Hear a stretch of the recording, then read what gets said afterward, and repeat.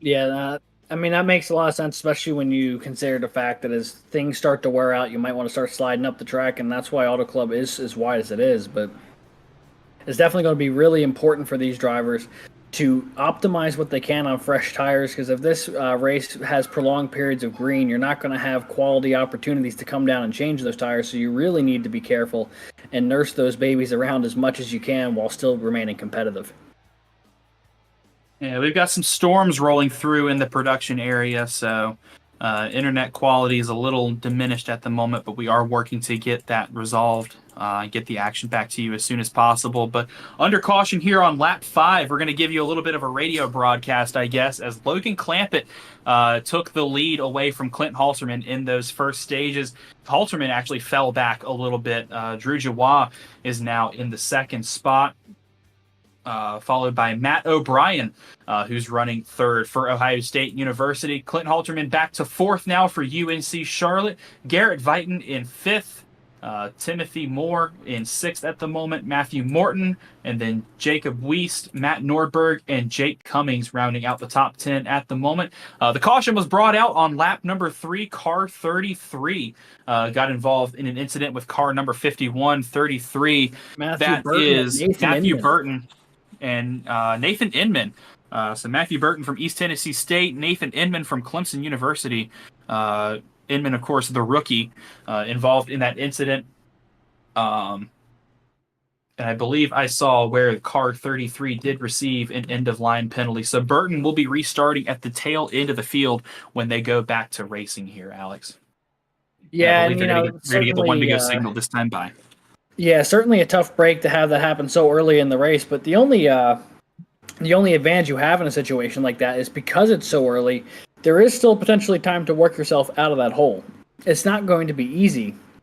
There's still plenty of field ahead of you. But it's better to have this situation on lap 3 as opposed to 3 to go, where now you at least still have some time to try and make your way back up through the field. So I suppose there's a small silver lining in that, but certainly not the way you want to start your night here at Auto Club. Yeah, it's still a long, long night to go for these drivers. 100 laps, 200 miles. This is half the distance of a full-length NASCAR race.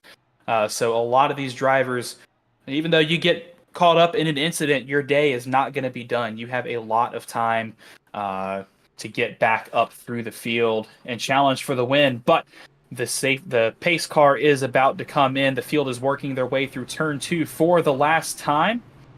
Right now, it is.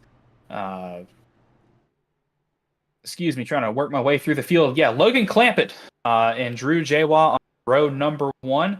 Looking a little further back, Matthew O'Brien, Garrett Vighton in row 2, Timothy Moore, Matthew Morton in row 3, Matthew Nordberg, R. Muhammad 4, Robbie Vrabel Jr., Zach DeWale in row number 5 as the field makes their way into turn 3 behind this pace car. The drivers had a short little taste of green flag running, but had a ready to get back into race mode when the green flag drops this time by. As the field has stacked up nose to tail coming through turn 4. One more time, the pace car is going to make the hard left onto pit road. It's Logan Clampett, the control car at the helm. He's going to hit the Geico restart zone. Barney throws the green, and we are back to racing at Auto Club. About to say, if Barney was hitting the throttle there, we might need to be concerned on where the flags. 3 wide, actually, that battle between the 42 and the 600. The 076 of Matt Nordberg tried to look high going into turn 1 to stick his nose into that battle. Thought better of it. Did not make off with the position, as now the 074 of Timothy Moore is going to drive by and secure that 5th position. And he's got Nordberg right on his tail as they come through 3 and 4. Yeah, he is there and in a hurry. Meanwhile, just ahead of him, though, you start to see that is the 07 of Clint Halterman. He's starting to eye the back bumper of Drew Jawah for second, and he's got the armada of cars behind him. They are 2 by 2, at least 4 rows deep back behind Clint Halterman here.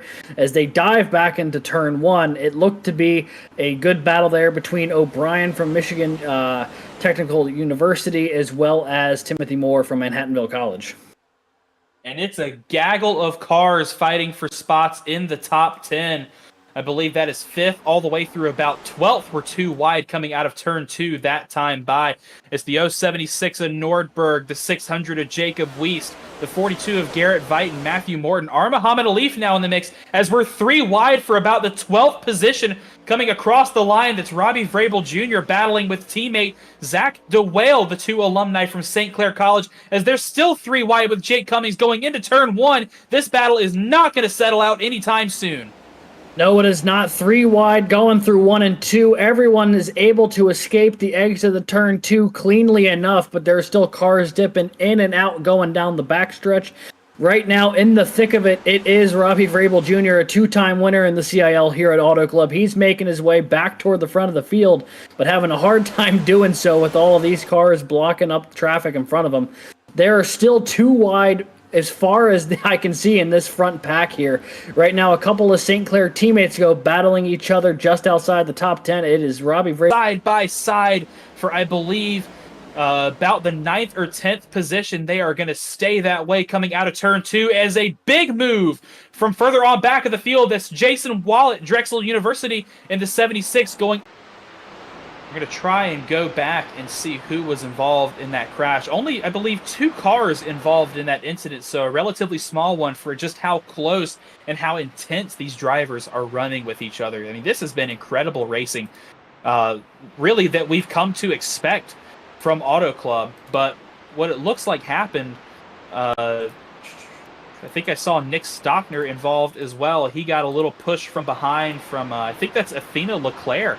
In St. Clair College, Stockner comes down the track after getting the bump, collects Garrett Veit, and both of those two go head-on into the wall.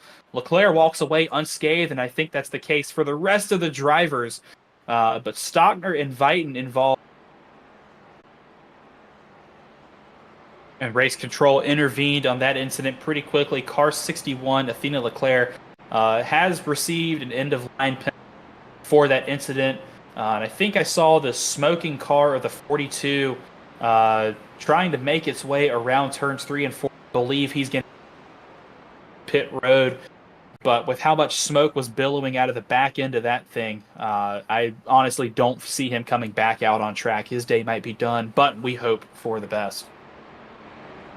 Yeah, really. You never want to see a competitor's day end early, so hopefully they can get that damage worked out and back on track with an opportunity to still compete out here today, because not being able to finish the race on lap 15 after you do all this prep this week to get ready for 100 laps, definitely frustrating to say the least. But that is the nature of auto racing. Sometimes it just takes one twitch the wrong direction, and then before you know it, your day and maybe others are done as well.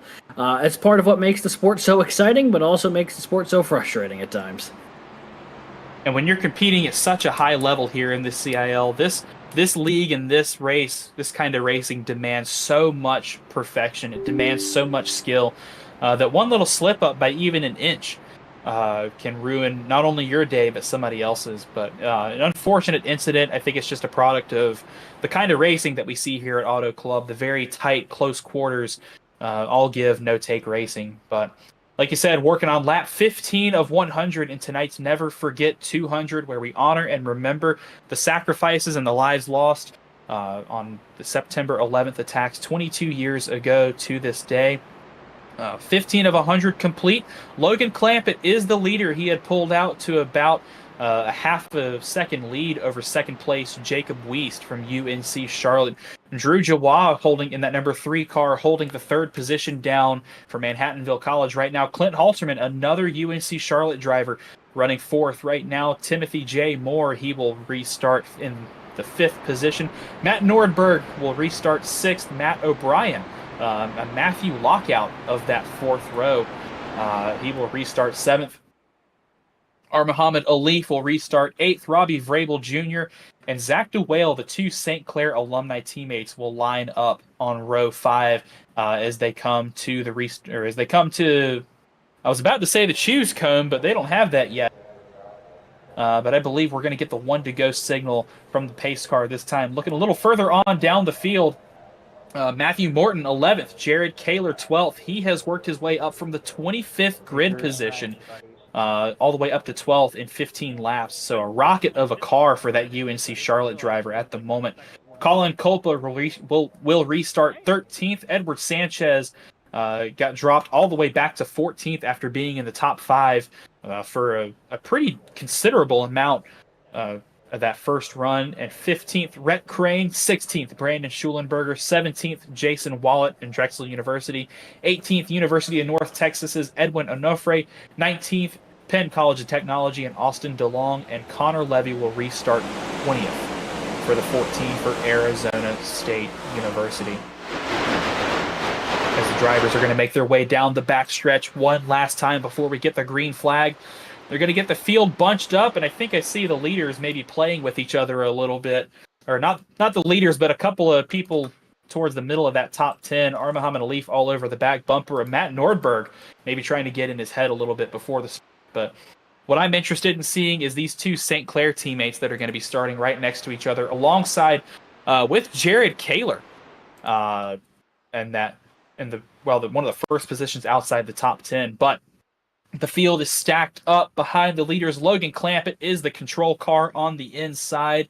The pace car is going to make the hard left onto pit road as they're going to come down the front straightaway. Barney's got the green flag in hand. Clampett hits the restart zone, floors it, and we are back to racing here at Auto Club. You know, it might still be a little bit early here, Zach, but right now, California State University's Logan Clampett looks like the one to beat as they run. I mean, he is just being launched out of a cannon on these restarts. Yeah, he got a great line, and the rest of the bottom line with him is we've got some contact towards the back of the field and a car sideways as they come out of turn 2, and we have a caution on the track. Once again,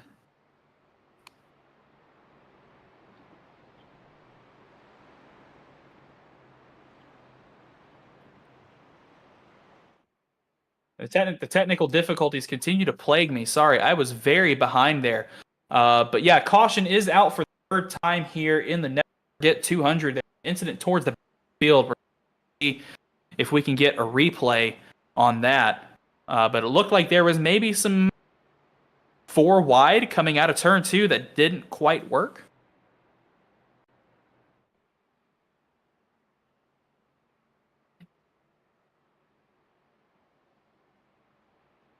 That certainly feels like it was the case, but obviously the replay would be able to show.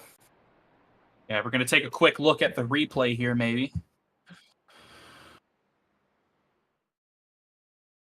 So this is looking out of the back window of Jake Cummings and Wingate, and you can see, look at how much grip that bottom lane has got. He comes up in front of the Binghamton machine of Alex Hallinar. Maybe he got a little loose there off of turn 2. And you can see he just overcorrected. The car snapped back to in front of the field, and that collected about 5 or 6 cars towards the back of the pack.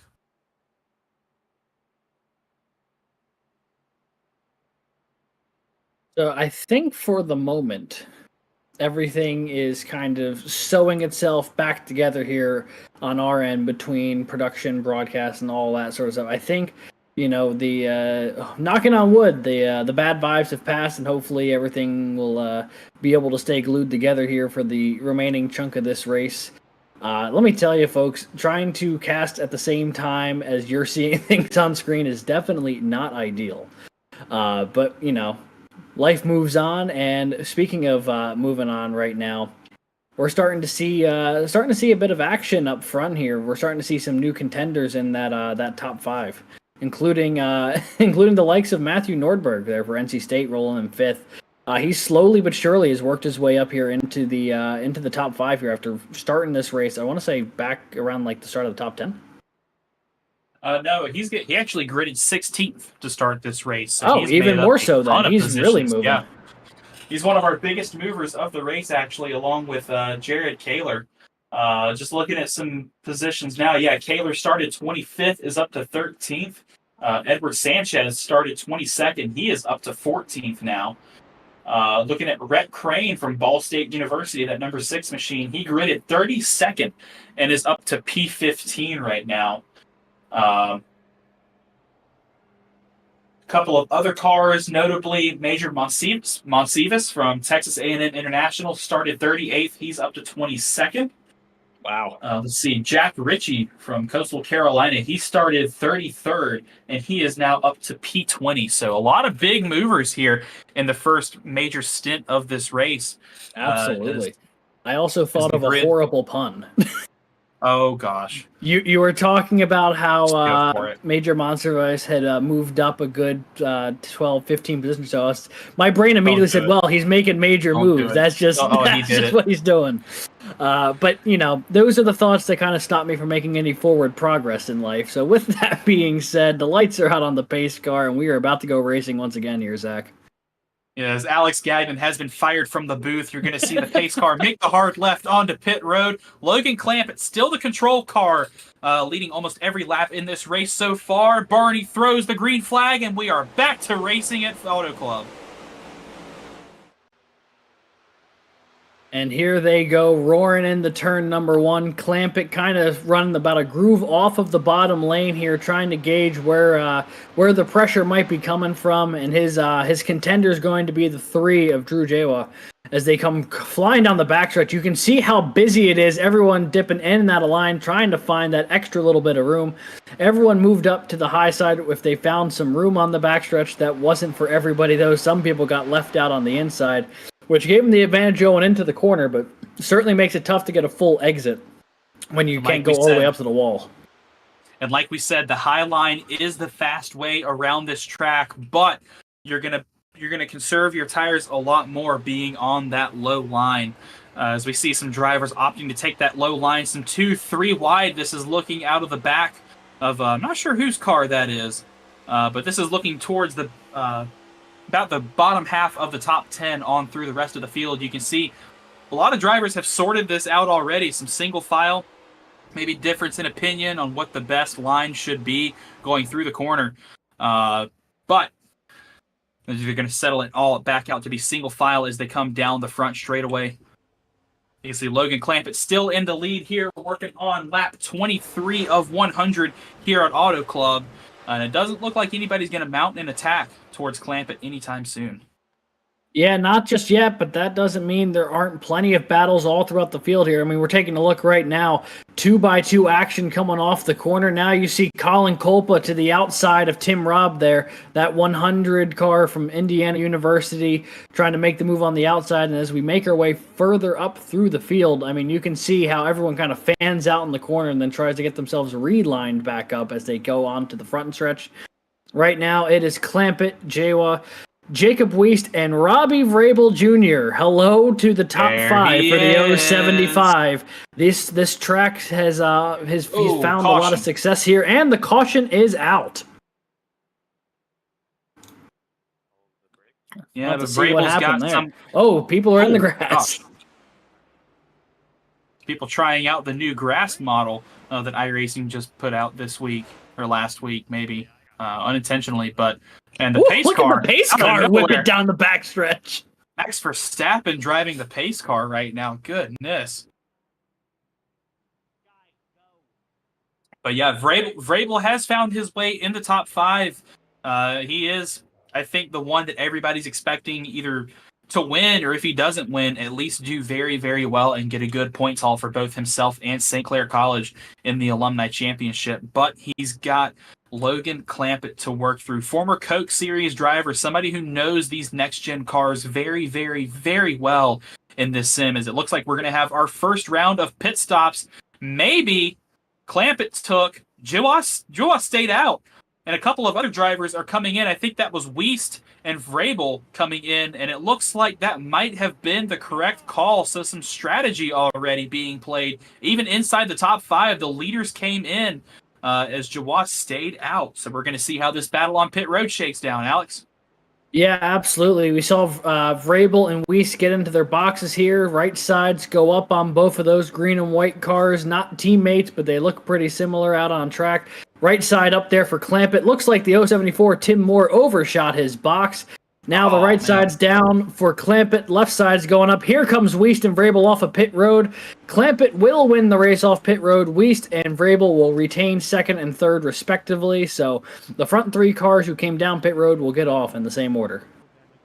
Now this restart is going to be interesting. I'm not sure just how many drivers stayed out, but Drew Jawah, he was running second. He stayed out, and a lot of the top 10 and top 20 came in. So it'll be interesting to see the tire difference, given that we've had 3 cautions already, which will help his case with those older tires, but they still are 23 laps older than everybody else in the field. So I'm sure every single driver in the field is going to be taking note of this to see how this might shake out later on in the race. Yeah, this is a huge learning moment for a lot of cars who might be curious on how this is going to break down. Looks like Alif and Halterman also stayed out, so Drew Jawah not the only car to gamble here on trying to change up the pit strategy a little bit, but certainly the much more popular option here was to come down pit road and take some tires. But there is going to be a few cars up there. So for cars like Clampett and for Weist and Vrabel, this is going to be a huge opportunity to kind of see how this tire difference is going to affect them down as this race goes on and see how this could play into their hands later on in the race. Same deal, though, for Alif and for Jawa and for Halterman. I mean, you'll see what the tire difference is on new tires versus old tires and how well you might be able to defend on older tires. And this could be critical if this off strategy ends up working in their favor, because there wasn't a ton of takers for it, but they are going to be able to really be in an advantageous spot if it falls the right way, since there wasn't too many people on this strategy. It looks like they may have also had Rhett Crane, Edwin Onofre on this strategy as well, but certainly not the most popular option. But there's a couple of cars separating the previous lead pack from the front of the field right now. Yeah, Jawah, Alif, Halterman, Crane, Onofre among those who stayed out this latest cycle. Although I am interested to see the 2 Ball State teammates in Alif and Crane up top to see how they can work together to fend off the rest of the drivers behind them. You can see everybody rearing behind this top 5, top 6. I think that's Jake Cummings as well who stayed out. So I think I'd venture to say the first 3 rows are the drivers who stayed out on these older tires. But this restart is about to get really interesting riding on board with the pace car as it makes the hard left onto pit road. Everybody behind them is ready to go as the control car, your leader Drew Jawah, hits the restart zone. Barney throws the green, and we are back to racing at Auto Club.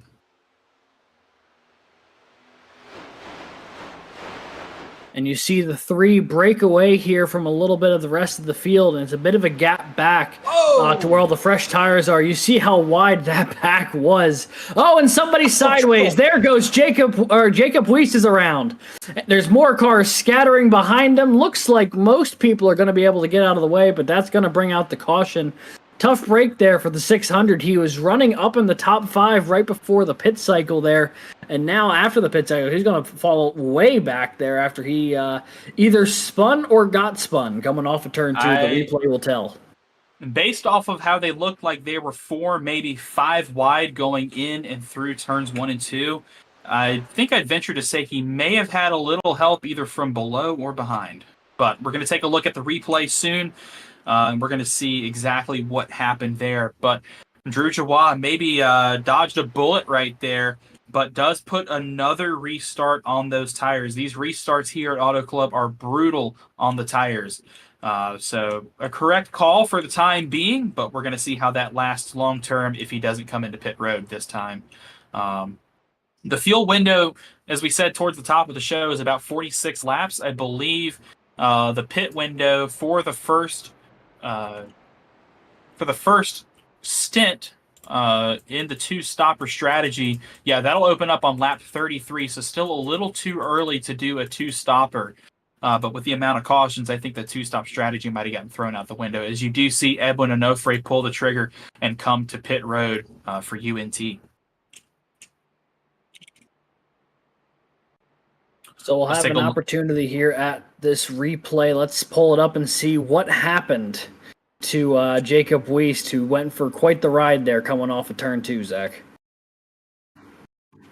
And look at all that chaos. They are nose to tail through this entire field. They are 4 wide right there, and it looks like the 600 of Weist and the 13 of Matthew Morton, maybe fighting for some real estate that didn't exist between the two of them. So the 600 did have a little help getting turned, but it looked like again just a product of the racing that we see here at Auto Club. Yeah, I mean, that's really a tough situation. I mean, everyone's single file going into the corner, and then the moment they hit the corner, everyone fans out, and it goes from 2 wide to 4 wide. It's really tough on a moment's notice to have even your spotter react and tell you where everyone's going when no one really tips off where they're going until they're actually in the corner. So definitely a tough break there for Jacob Weist, but he'll hopefully not have too much damage and have an opportunity to jump back out here. Looked like the only car he had any real heavy contact with was the 700, the UCF driver. So hopefully both of those cars are still going to be in decent shape here post-caution.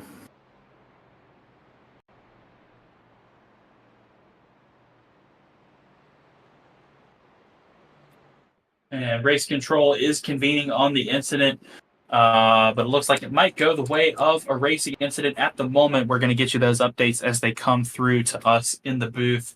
But for the time being, they're coming to start lap 30 of this 100 lap incident, almost a third of the way through.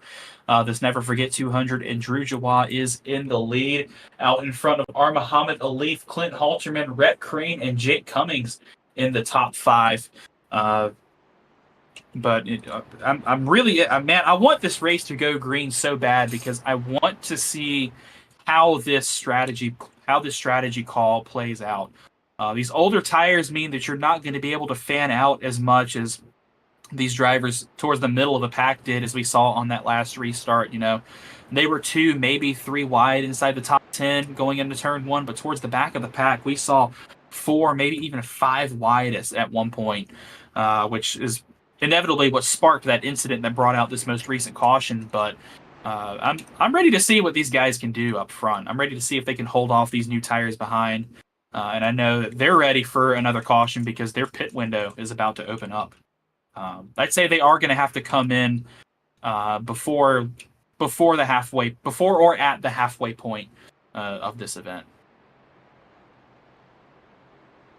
Yeah, and with a lot of cars already coming down pit road here, it's going to potentially make it a one-stop-to-the-end situation for most drivers.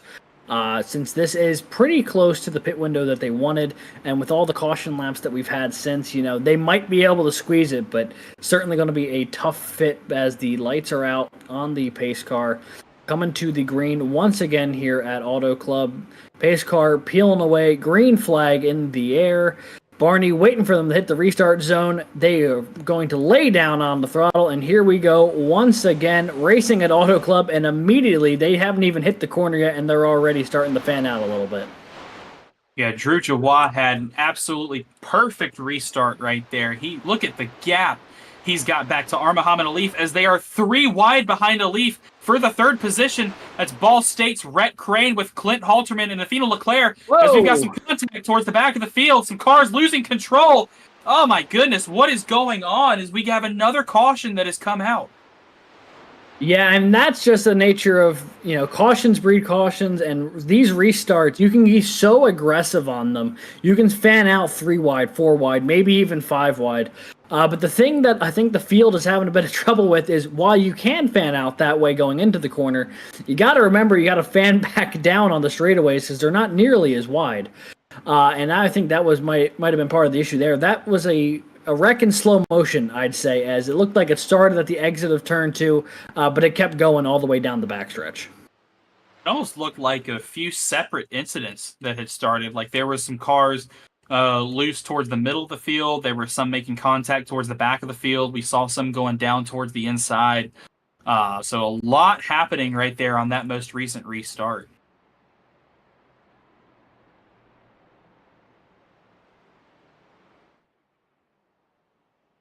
We have the opportunity now to take a look at the replay of what just happened here, and I'm curious to see what the replay even finds, because to your point, Zach, it looked like there might have been several different cautions happening at once.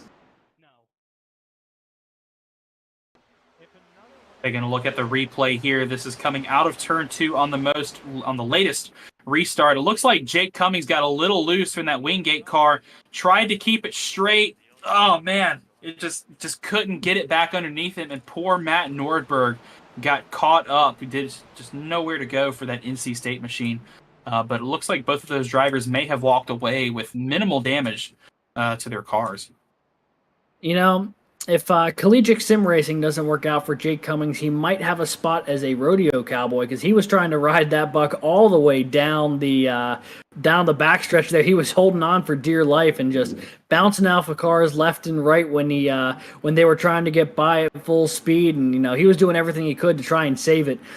Without the outside interference, I actually think he would have had a decent chance. It was just there was so many cars coming in a hurry, there was nowhere for him to go. Yeah, he had that thing bucking around left and right underneath him. That would have been an incredible. But it looks like it took him about backstretch before Matt Nordberg came along, and unfortunately, contact for both of those drivers there. Nothing from race control yet regarding that series of incidents. Looks like there hasn't been anything coming through regarding the penultimate caution as well, so I believe both of those will be going down as racing incidents. I tell you what, right now, the more cautions we've had, the more this strategy has been working out for guys like Drew Jawad, guys like Muhammad Alif. The couple of drivers who stayed out on that lap 23 caution, they're in a really good spot right now because they have not been tested by the cars on fresher tires behind them, and they're getting farther and farther into their potential pit window. When they might have fresher tires later on the run if they do end up getting a longer green flag run here. So every caution that happens, I think this is really favoring the couple cars who have stayed out and have maintained track position to this point. We're not in Vegas yet, but they took the gamble, and it seems to be working in their favor, and I think they're going to be hoping for as many cautions as we can get until about that lap 50 mark, where I think we're going to have to see everybody come in for tires and fuel. Yeah, you can only go so long, even under caution. They're going to need to make their way down pit road at least once, probably twice. But, it gives you more options when there's this many cautions because you can kind of pick and choose your battles of when you want to come down pit road if you haven't already. But the cars who are still making their way up to the front, they know they can just kind of sit on this a little bit because the cars in front of them will have to pit, and then the track will really open up for that lead, the previous lead group before the lap 23 pit cycle. And there you see the whole field stacked up behind the pace car, 2x2. A couple drivers trying to work some heat into those tires, keep them warm. I do see Athena Leclerc has worked her way into the top 10 now. She's on that third row on the inside behind Rhett Crane and the Ball State car. But Drew Jawad, Chattahoochee Tech, still the control car for this restart, but he's got Muhammad Alif to his outside. Rhett Crane right behind him, and a couple of other star drivers. I think the 44, yep, I see Logan Clampett has worked his way back up into the top 6. He's on the outside of row 3, outside of Leclerc, but the pace car has once again made the left on the pit road. Jawad is the control car, and he's going to floor it as Barney throws the green, and we're back to racing at Auto Club. And as they make their way down into turn 1, just as we've seen on the previous couple restarts, it is Drew Jawad and that 3 car for Chattahoochee Technical pulling away from the rest of the field at the moment. Alif on the outside will hold on to second with his teammate Rhett Crane just behind him as they're 3 wide a little farther back. That is Athena Leclerc, Tim Robb, and I believe the 43 of Matt O'Brien. All of them going 3 wide on the exit of turn 2. Now they've settled it down to 2 wide here as Tim Robb is trying to battle against the 43 there of Michigan Tech. But as this is battling behind, they are 3 wide, multiple rows back going across the front stretch. This is going to be tough to get sorted out as they dive in the 1. And Drew Jawad has maintained the lead for the lap. Muhammad Alif and Rhett Crane, the 2 Ball State drivers, right behind him. Crane on top of Halterman right now, and he's going to get a huge run as they come down the backstretch, and that will leave our top 6 or 7 single file for the time being, but there's still a lot of action behind these drivers. As we look further on towards the back of the field, you can see Robbie Vrabel Jr. working with Logan Clampett to get up to the front of this field. Now we're going to start seeing these new tires coming into play, but don't look now.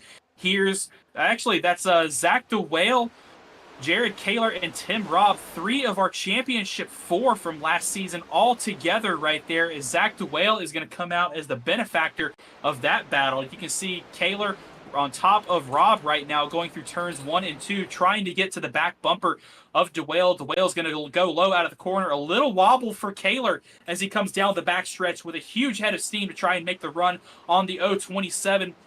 But we're now going to turn our focus back up towards the front as those new tires are going to start to play a little mean with the drivers on the old tires. There's the 07 of Halterman going to defend for his life against Robbie Vrabel Jr. and Logan Clampett right behind him. As you can see, the single file train for that top 10 until they hit the chaos to the teens as they come into turn 1 to start lap 38 of 100. Yeah, it's so funny. They're so polite on the straightaway. You know, everyone trying to file in, not lose the draft, get as much speed as they can down the straightaway in a single file line. And then the moment they hit the corner, they all fanned out 2-3 wide, looking for any little bit of clean air they could put on the front nose of their car. And right now, it seems to be working for a couple of cars, particularly those Ball State guys on the outside have not lost any positions despite being on the older tires. Right now, Muhammad Alif second, Rhett Crane trying to hold off a charging Robbie Vrabel for third. And then as this line continues there, we'll just see them all fan back out going into turn 1. Everyone having their own strategy on what they think is going to work here at Auto Club, especially in turns 1 and 2. And as they make their way back off the corner here, the top 3 will remain the same. But the Robbie Vrabel Jr. now to the inside of Rhett Crane, looking to potentially make the move here for third. Here comes Vrabel, we about as he clears the 6 of Crane very easily. As Crane gets a little bit of the wall coming out of turn 4, he's going to lose a pretty decent chunk of momentum to fall into the clutches of Clint Halterman and Logan Clampett behind him. But he's going to retain that position going into turn 1. And Alex, something I'm thinking about is this is about lap 5 or 6 of this green flag run since that last restart, and these drivers up front on old tires still have not fallen into the clutches of the drivers on new tires. So you got to think towards the end of this race, a lot of drivers are going to keep that in mind as we see the 44 of Logan Clampett diving low to try and take away that 4th position from Rhett Crane. Every lap, the old tires still stay ahead of the new ones. That is another lap that is ticked off on the mental checkbox of if there is a caution with X amount of laps to go, I am not coming down pit road. But right now, we are on board with Clint Halterman. You can see him in the skeleton suit there, getting ready for spooky season a little bit early as they make their way through 1 and 2. On the back end here of Logan Clampett, this is right now they are 5th and 6th as they run. But this entire top 10 really single file through the front and the backstretch, and then they really fan out to find their own sort of real estate through the corners. It's just behind them, Tim Robb to the inside of Matthew Morton trying to make the move. That was the battle for 7th going on there. Tim Robb has to back out for the moment. Now Clampett looking to the inside. Maybe Rhett Crane will put his nose back in there for a little more draft before they hit the corner. Let's see what route they take there going into the corner. 2nd, 3rd, and 4th go way up the track, and I think I saw smoke behind them. Yeah, it looks like one of those Ball State cars may have caught the fence in the middle of 1 and 2, but it doesn't seem to have damaged their momentum at all as Robbie Vrabel Jr. leading this little tiny pack of cars. The 2 Ball State guys, Alif and Crane, working together to try and stay in front of Logan Clampett charging forward in that number 44 machine as we're going to work on 42, now lap 43. And these drivers that stayed out have got to be thinking about when they're going to come in and make their pit stops. Yeah, the drivers who stayed out, they can stay on much longer. The fuel window is only about 46 laps under full green flag conditions. And sure, we've had a lot of cautions, but they're still running laps and they're still burning fuel. So I can't imagine that they'll be able to stay out on track for much longer. As we saw Rhett Crane give Logan Clampett a little bit of a shot there going down the backstretch. Now going to the high side here, seeing if he can reclaim fourth place from the driver of the 44, trying to get back behind his teammate Muhammad Alif there, who's now under fire from Clampett as well. This is the battle for third as they come to the stripe. It looks like Alif may have held on for just a second for that lap, but the battle is far from over here. So now Clampett dives to the inside, trying to clear him through 1 and 2. Vrabel, meanwhile, has a little bit of open real estate to finally start trying to chase down Drew Jawa, who is nearly a second ahead of the rest of this pack. The Clean Air doing wonders for the 3 machine right now, even on the older tires. Yeah, Alex, I was just about to say this is the biggest lead of the event so far out of any driver. Drew Jawa from Chattahoochee Tech. Man, try saying that 5 times fast. Yeah, it's has not now easy. worked out to, yeah, seriously, just under a second, but that number keeps growing. And you said it, that Clean Air really helping his case out right now, despite being on those older tires. Something I am seeing that's a little confusing is a lot of these drivers, when they're going into the corner nose to tail, they're staying that way through the corner. We talk about the difference of line, about the high line is faster, but the lower line is better on your tires. A lot of these drivers on older tires taking the lower line through 1 and 2, the high line through 3 and 4, they're not really emphasizing that Clean Air as much as they are getting the draft down the front and back straightaways. When you're behind somebody on a straightaway, you're going to get sucked right up into their bumper because of the draft. But when you're in a corner like that, that dirty air takes all the air off the front of your car and makes it extremely hard to turn. So you're going to be working those front tires a lot harder than you really need to be.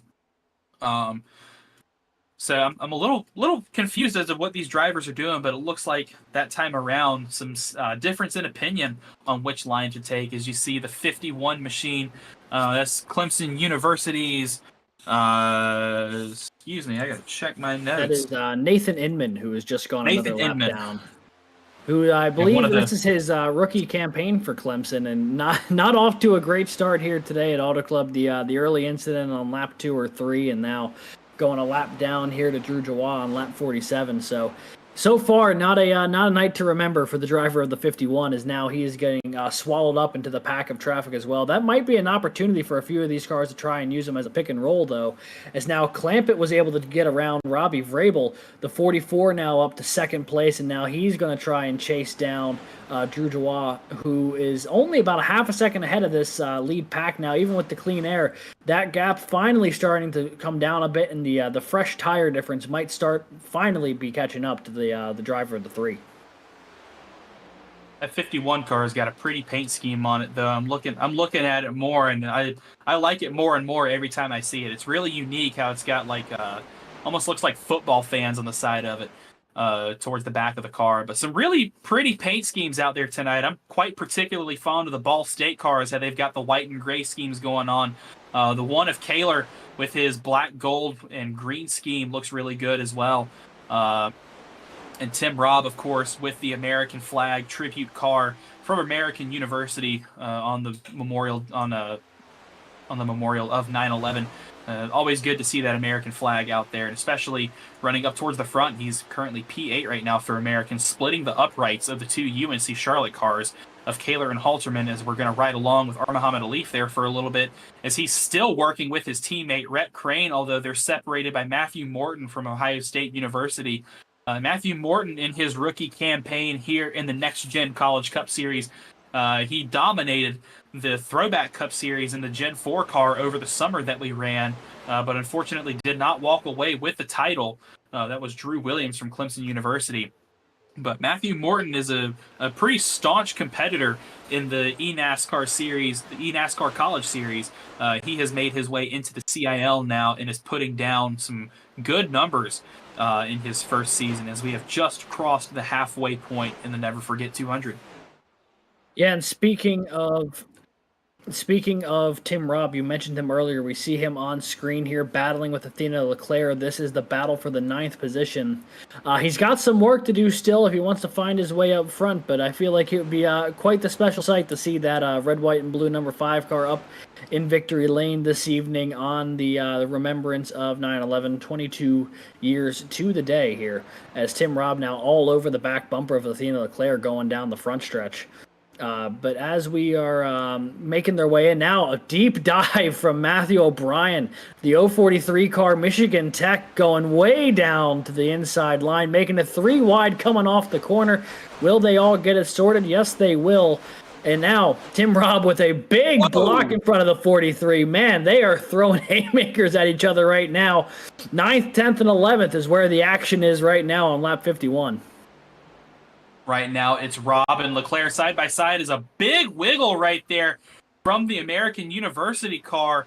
Is going to concede the position for Tim Robb. I don't know how he was able to keep that thing straight going through the center of the corner, but an incredible save. Good hands from Tim Robb as they're starting lap 52 of 100. Great battles all around the track as it looks like a lot of cars have dispersed themselves, getting back into the rhythm.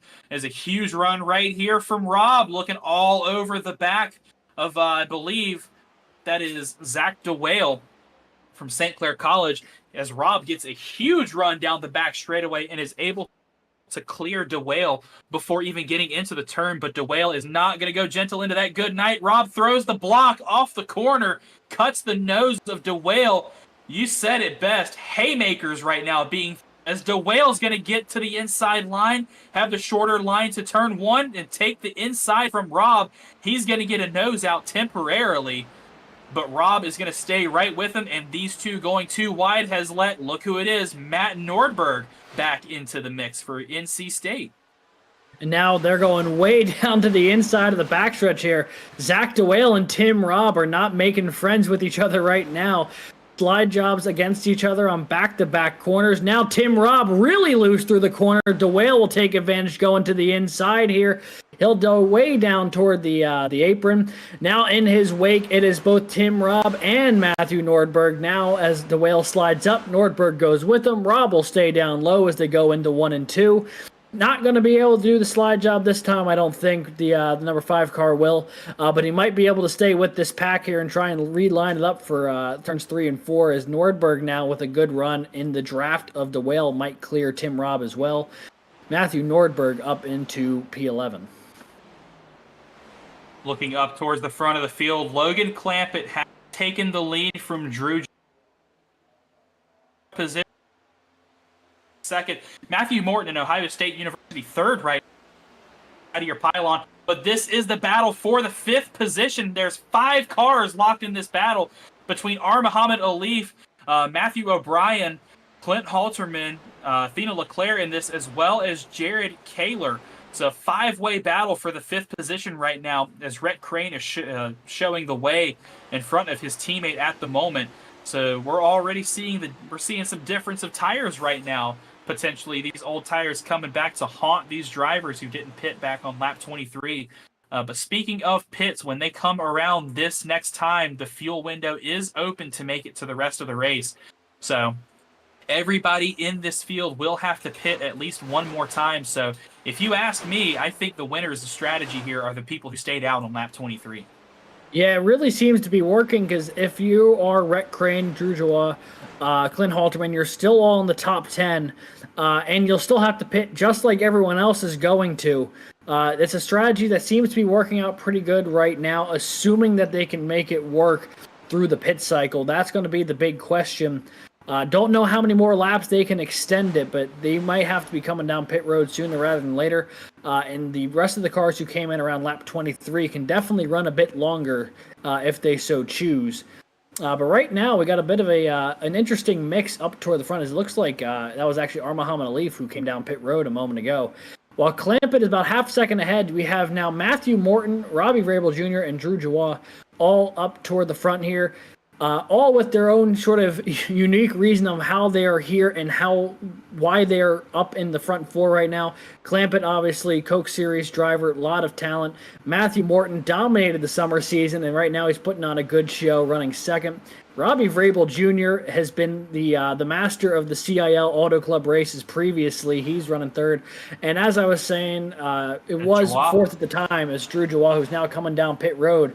But he had a great showing at Daytona, and he's putting on another stellar race here at Auto Club. Yeah, Drew Joie may be found to be a force to reckon with as we progress further in this season for Manhattanville College and his Nexus Esports Technical Alliance. But he's going to hit his marks, get the car nice and settled into pit road. It's going to be 4 tires and a tank full of fuel to hopefully get him to the finish line. But like we said, everybody is going to have to come down pit road at least one more time, and I'm sure the leaders who stayed out coming down is going to trigger a flood of people coming down to pit road. Yeah, we're starting to see a few cars trickle in and out here as we go from the end of pit road cam. But right now, that is Duncan O'Connor on the inside of Zach DeWale. This is a bit of a scrap here in the middle of the pack. This is the 34 from Nova Scotia Community College and the 027 from St. Clair College. This is, I think they're actually maybe just coming off of pit road because they are, oh no, sorry, they're scored 7th and 8th at the moment. So this is a battle inside the top 10, but definitely a battle there, and they've got plenty of traffic behind them. The Daytona 250 winner, Timothy Moore, behind them there from Manhattanville College. Tim Robb, Matthew Nordberg, also still in the mix there. Plenty of battling happening all throughout that pack. This is the great racing we talked about at the top of the show that Auto Club puts on. These battles are never finished until the checkered flag flies, and this is a massive gaggle of cars fighting for position. You've got your Daytona 250 champ, Tim Moore, wrapped up in all of this. There's Duncan O'Connor, Zach DeWale, Tim Robb actually shoving DeWale. Tim Robb sideways. He gets turned. He gets turned, and we have a caution, and that might be the blessing every single one of these drivers is looking for, unless you just came down to pit road. And if you're Drew Jawa, you're punching air in your car right now. That is a tough break for the cars who did come down pit road. I mean, that is about as bad a timing as you could get. I mean, there was only a handful of cars who had officially made their way down pit road yet. Now everyone who hasn't pit will have the opportunity to do so within the window to make it to the end of the race. All of a sudden, advantage goes back to the people who pit back on lap 23. The ball's in their court once again. So how the tides of fate can change your pit strategy here at Auto Club. First, it seemed like the main strategy was going to be the better one. Then it switched to the alternate. Now we're back to the main one again here on lap 61. And this is going to make it really interesting. We know for a fact that everybody is probably going to come down pit road if you haven't already since lap 23. This is it. This is going to be the money stop that makes or breaks your race. You've got to be absolutely perfect getting on, hitting your marks, getting in your pit stall, and getting off, as we're going to see the drivers come down pit road. Maybe this time, yep, here they come. It's the leaders. It's everybody now. You see Connor Levy and Tim Robb making their way down pit road there. Andrew McCall, Colin Kolpa, a whole bunch of takers here. As this is going to be the money stop probably for a lot of cars. As we see everyone getting into their box. Looks like everyone's gotten into the box stall right at the moment. The big one to keep an eye on there, obviously, a couple of cars up near the front. Looks like we already have one car out in the way that I think that might have been Andrew McCall of Purdue. And now here comes the field rolling back toward the front. Looks like Clampett was down pit road as well, amongst others. We're going to get that finish. We're going to get that race off of pit road sorted out before we come to the green flag. You see Tim Robb finishing up his service right there. Looks like he might have gotten a couple of bits and pieces repaired on the car after contact in that incident. We're going to see if we can get a replay up for y'all here pretty quickly as to what happened. But we did catch that live as it happened in a battle inside the top 10 gone wrong.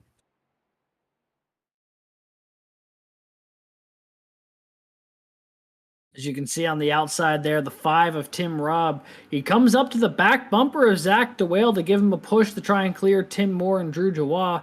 Not entirely sure what happened. It looks like contact between him and the 074, although from that angle, it's tough to tell if they met in the middle or if one of them went up toward the other one. Yeah, we saw really two, you could almost call it tandem drafting with how they were going down the backstretch. The two Nexus Esports teammates working together, that technical alliance. And then Tim Robb and Zach DeWale working as well. Working together to go down the backstretch. Some pretty nice shots to the back bumpers there. As we're going to take another look at this incident from a different camera angle that should give us a better perspective as to what actually happened. We're going to ride on board with more here. Down on the inside, you can see here comes Tim Robb, gives the shot to the back of the 027, and it looks like Moore went up as Robb came down, and maybe they were fighting for some real estate that didn't exist between the two of them. Yeah, it's also worth noting as this was going on, Timothy Moore was also getting a push from behind from Drew Jawah, so he was going up the track a little bit, but that also might not have been entirely voluntary. He may have had a little bit of help himself, but either way, a bit of a 1-2 situation, and it ends up with the 5-car spinning around down the backstretch. But that'll leave Logan Clampett and Matthew Morton up front here, Zach. Yeah, and the day goes from bad to worse for Robb as he has been given the penalty. He will restart at the tail end of the longest line for this restart as the cause of caution. But yeah, Logan Clampett, Matthew Morton coming to the restart zone. The field stacked up 2 by 2 once again. The pace car is going to eventually make the hard left onto pit road. There you go. Goodbye. Goodbye, pace car. Hello, green flag. Leaders are going to approach the Geico restart zone, hopefully for the final time. Money stop has been completed. We are back to racing at Auto Club. It's a sprint to the finish. Yeah, and definitely looked like that restart wasn't the cleanest for a couple of folks. Looks like there was a bit of chaos going at the back half of the field. But up front right now, they're almost 4 wide going through 1 and 2. Whoa. Now going to get settled back down the 2 by 2 down the backstretch. Clampett has Matthew Morton all over the back of him. Matt O'Brien's in the mix as well. Robbie Vrabel, Jared Kaler, all hunting for that lead spot right now as they fan out again in 3 and 4. It is so dangerous on these restarts. It's so quick to go from 1 or 2 cars wide to 3 or 4 in a heartbeat as Kaler gets loose and takes Vrabel with him. No! We stay green as he takes Vrabel with him into the wall. And I'm sure these two drivers may have something to say about this after the race. Some more smoke up ahead, but I think we're going to stay green as Kaler goes around. He gets hit from behind, and we're still green. I can't imagine we will be for long. That car was spinning through the entrance of turn 1 and 2. But now it looks like we're still going. They are 4 wide coming off of turn 2. Everyone has decided now is the time, I guess, to try and make your move to the front. Looked like some contact there between Jake Hall and another car. Meanwhile, a little farther up front, I mean, there is so much to try and keep track of all at once up here. We're trying to find the lead cars to keep an eye on here. Right now, Logan Clampett's got 2 cars breathing down the back of his neck. Matthew Morton and Matt O'Brien all over the back bumper of that CSU Fullerton car as they make their way back down the backstretch. Zach DeWale also within striking distance. As you can see it from this camera angle, how quickly everyone has to recondense back into that line to get the full effect of the draft. Ladies and gentlemen, welcome to the Collegiate iRacing League. You've got Coke driver Logan Clampett leading this race. You've got ENCIS driver Matthew Morton in second place. You've got rookies behind them, Matt O'Brien, Duncan O'Connor, Major Monsivas, Zach DeWale, a 3-time runner-up in the College Cup Series, Athena Leclerc, a very prominent driver for St. Clair College, Edwin Onofre, who has been in the CIL for a very long time and has yet to find his maiden win, and Matt Nordberg, who has somehow, after all of today, found his way back up in the top 10 with Connor Levy. These are rookies. These are seasoned veterans. These are top-level drivers, all racing together for their schools. They've shed their sponsors for school colors and are leaving it all out on the track here at Fontana, and they are producing some incredible racing as they're going to go single file here, and we are into the final third of this event tonight. Yeah, it's certainly an event, and they're also one breath away from an incident there, Zach. I mean, they are running all over each other out on the track right now. It's only a matter of time before something gets a little squirrely, as it looks like a car gets up into the wall a little bit. That might have been Duncan O'Connor from Nova Scotia Community College. Meanwhile, the front 6 cars, you could throw a blanket on them, and they would all be covered. Clampett, Morton, O'Brien, DeWale, O'Connor, and Monsivais. All of them running nose to tail right now. Going down the front stretch, it'll be lap 69 at the stripe. Well, this battle, we're going to keep one eye on this battle, but we are going to go and take a look at this replay in the bottom right hand of your screen. This is the incident between Vrabel and Kaler. Kaler got a little bit of loose coming off of turn 4. tried to correct it, but bodied the 07.5 of Vrabel. And then I'm interested to see what happened coming into the corner. Both of them were very off the pace. Kaler got into Vrabel again and collected the 51 of Hall. Or excuse me, no, that was Nathan Inman. That's Inman. Yeah, that's about the His third night just incident keeps he's been going from involved bad in to tonight. worse. And Kaler drops like a rock, and I think it's safe to say he's out of contention for the win tonight, barring a miracle. But unfortunate for both of those drivers, and I'll be interested to see what they have to say to each other after the race. Yeah, that's Taylor's a down to tough break. 31st.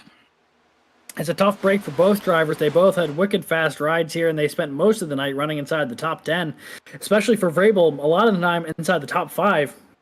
As you see, Monsivice now dive into the inside of Zach DeWale, the driver from Texas A&M, looking to the inside, maybe trying to make a move there, getting a little tight off the corner. That Toyota Camry trying to use up all the real estate it can, right to the back bumper here of the 027. Meanwhile, Duncan O'Connor and Athena Leclerc are hot on the scene as well, with Drew Jawad just behind. This front pack here of about 8-9 cars, man, they are trying to use up every bit of real estate they can out there, trying to find anything they can do to make the pass on the guy in front of them. And I think oh no, I was wondering if the caution was out. Yeah, the caution is out. Okay, Caution it looked like they out. were down All on right, speed. well. We'll have to see what happened there. Some great racing as we're going to approach the final stint of this race. Logan Clampett with the lead. Drew Jawad, despite being stranded on pit road when the caution came out, has worked his way back up to the 8th position. What a rocket of a car for that Chattahoochee Tech driver. But for the time being, it's Logan Clampett who had a pretty sizable lead after battling with Matthew Morton and Matt O'Brien from Ohio State and Michigan Tech, respectively. That was a great battle we had our eyes on, but Clampett just drove away from him there in the latter stages of that green flag run. Major Monsivice in 5th, Duncan O'Connor in 6th, Athena Leclerc in 7th, Drew Jawad, like we said, worked his way back up to 8th. Edwin Onofre in the mean green UNT machine, somebody who we always see almost like Mr. Where Did He Come From of the CiL, has worked his way into the top 10 after having a relatively uneventful night towards the back half and the middle half of the field. And Connor Levy, who is kind of I forget how to describe it, but he's kind of pinballed his way inside and out of the top 10. He'll restart 10th this time, barring anybody coming to pit road. It looks like some drivers might be taking. Yes, we have a strategy call. And oh no, we do have strategy. That's the leader, Logan Clampett, coming to pit road, and he tried baiting the rest of the drivers, but everybody else stayed out until outside the top 10. So maybe a blunder here on Clampett's part. He's come down with Athena Leclerc and Drew Jawad, but everybody else inside the top 10 stayed out. The question is going to become if those fresher tires that Clampett's going to be on can make his way back through the field. They're not on terribly fresher tires than everyone else who stayed out. It's only going to be about 10 laps or so. So it'll definitely make a difference. But the question, especially from how we saw old tires work really well on the front part of this race, is will the new tires be able to... Oh, is that Nordberg sideways on pit road? Oh, contact on pit road as Nordberg gets spun around. I'm not sure who that was with, but a disastrous final pit stop for Matt Nordberg, as he was having a great day up until that point, and he's going to lose a ton of positions on pit road. That's a really tough break for the 076. I mean, he was having a really, really quality run. So we see him leaving pit road. Oh, he just spun. Oh, he just revved the engine. Gas. The tires weren't able to suction quite to the ground just yet. And that car will go around, and he'll lose at least 4 or 5 positions because of it. It almost looked like he might have missed a gear. Got into first, tried putting it into second, and then when he finally caught that gear, just sent too much power to the rear and unfortunately put him into the wall, so he's going to have some damage to the front of that car. But I believe we do have a replay of the incident that brought out that caution. So take us through that, Alex. Yeah, absolutely. So you see, heavy contact there for the 88. That is Andrew Stagey of Ball State. And then just contact there with the 33 of Matthew Morton. Takes the Ooh. 720 with him as well. 720 is one of the Coastal Carolina cars. That is, heavy contact there for Stagey in the 88. Just one of those situations where once you make a little bit of contact with the wall, it's really tough to get yourself sorted again. Really dangerous situation there as he slid back up onto the track. But Zach, I that tell was you what, that is a tough situation and unrelated, but this is something I had on my mind that I feel like the folks at home should keep an eye on as well.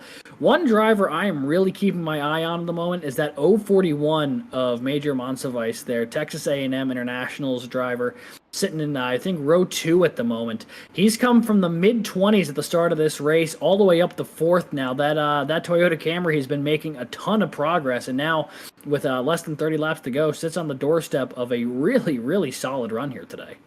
one small correction to that, Alex. He did not start in the mid 20th. Major started 38th in this race, and he's running even more fourth. impressive So then. Wow, what a run for Texas A&M. Yeah, what a heck of a run for that Texas A&M international team. As Barney's going to put that yellow flag down, grab the green flag. You're looking out of the back bumper of our lead cars as the pace car makes the hard left onto pit road. It's Matthew Morton in control. He's going to hit the gas, gets a good shove from the 027 of Zach DeWale, and we are back to racing at Auto Club. And Matthew Morton will lead them into turn 1 for the first time here this evening. Zach DeWale and Matt O'Brien running side by side for second. Monsivice and Onofre fourth and fifth right now. But the 13 of Ohio State. Big one. Oh, the caution is out in a big way. A lot of cars involved in that nasty crash coming out of turn 2 towards the back of the pack. That's the 23 of Drew Williams, the 42 of Garrett Vitenslow, Connor Levy.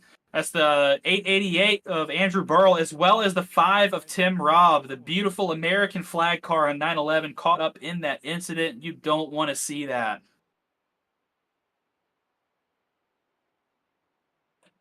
Tough break there for Tim Robb. That's a really tough one, especially off of a restart. You know, everyone's still bunched together. There was just no room for anyone to escape that. Honestly, kind of surprising it didn't take more cars than it did. But we'll have to take a look at the replay here and see the full extent of what happened. But it definitely seemed like quite a few cars were involved. Yeah, that was a big, big crash. At least 6 or 7 cars went sideways, at least from my viewpoint here in the booth, virtual booth. But some big names caught up in that crash as we're going to take a look at this replay to see exactly what happened. Let's break this down.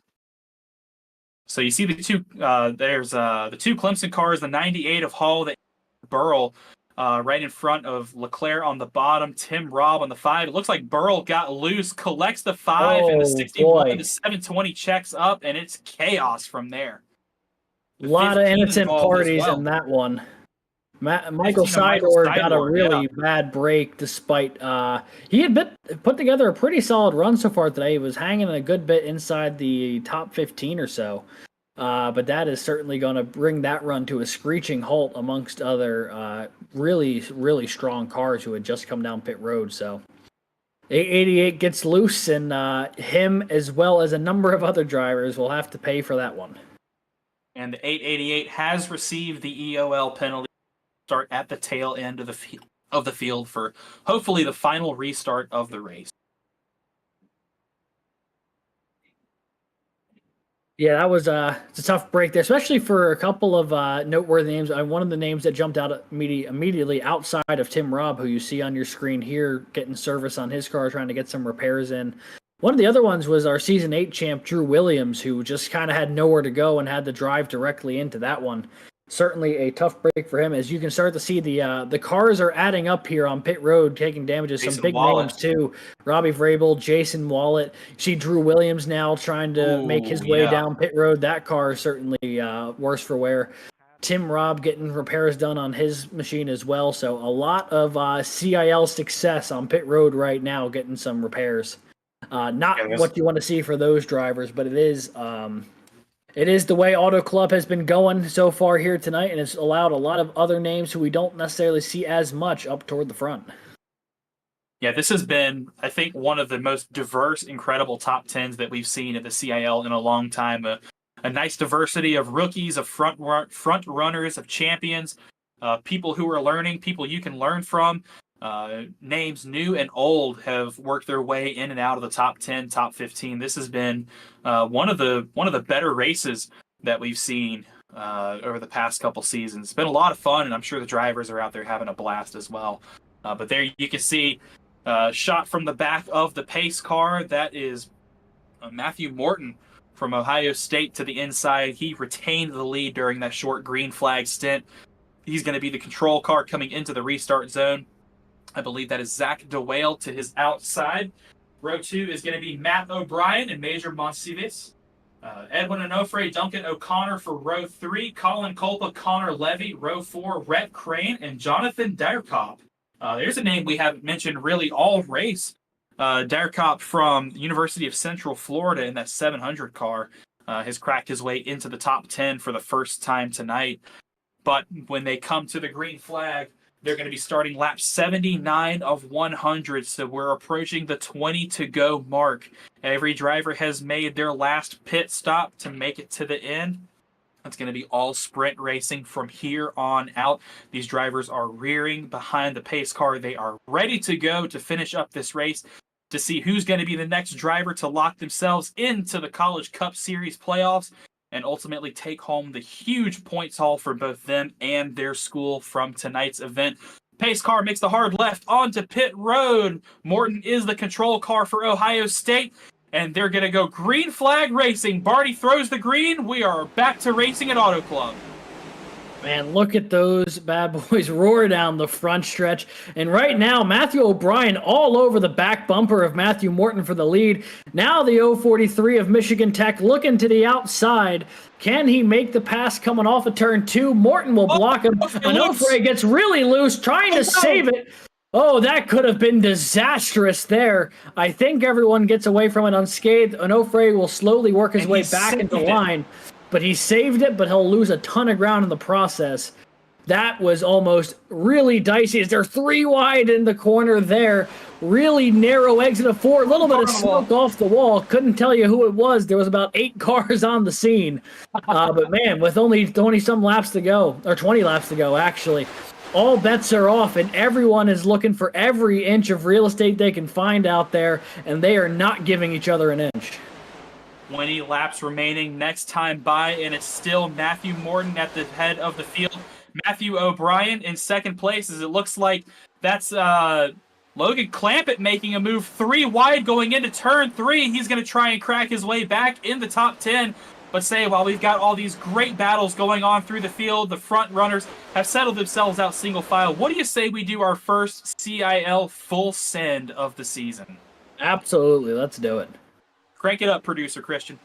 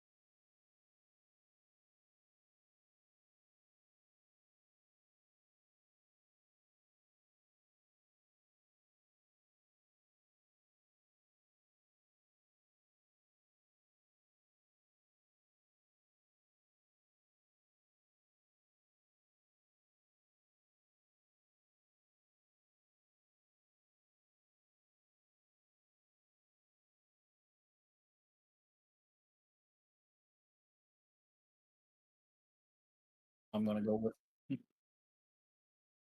All right, folks, we're having some technical difficulties with our server at the moment. We're working on lap 82, now 83 of the event. We've just had a caution come out.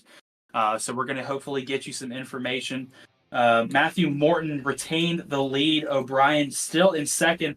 Zach DeWale up to third now. Colin Culpa and Duncan O'Connor making up the top five. I'm checking my timing sheet down to the left here to see, but we do have a caution here on the track. I believe this is our 8th or 9th caution of the night, as we are going to see some cars come down to pit road. I believe this is the leaders that are coming down to pit road, and everybody inside about the top 15 is going to come with them. So now we're going to see some things get really, really interesting. Hopefully we can get our broadcast back by the time we go back to green to see how this unfolds. Once again, we do apologize for the technical difficulties. The storms have really thrown a wrench in our side, but we're going to try to get this back to you and back to the action as quick as possible. So thank you all for your patience. Yeah, I'm just going to go on record, and I'll just apologize in advance. I think I jinxed it by saying around lap 20 or so that we had resolved the technical gremlins. I think they laughed at me when I made that statement and just waited for an opportune time to wreak havoc on us once again. So that's on me for tempting the technical gremlins to do their worst, per se. But yeah, no, definitely coming down to the wire here. With all the leaders coming down pit road, it's going to be an interesting situation, especially with Clampett, who pit just about 10 laps we're back. ago. And we are back in action once again. We, I tell you what, I think they, during our full send there, Zach, they sent it so hard that it broke the system. Broke the server. That's how we do it here at the CiL. Full sends only. As it looks, or excuse me, I misspoke. The leaders stay out, and I think everybody from about P15 on back came into pit road for new tires. As I believe when they come to the restart, they're going to have about 15 laps to go in this event.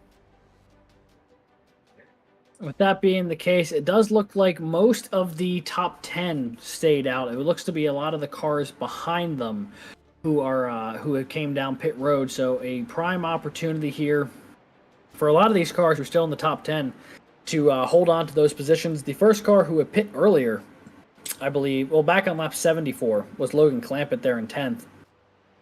The first car who pit on this pit cycle, I actually couldn't tell you because, much like everyone who's watching at home, was not able to see exactly what had happened. But we do have a pretty similar front 10 at the moment, including a couple of cars who have really kind of come onto the scene late, just outside of the top 10.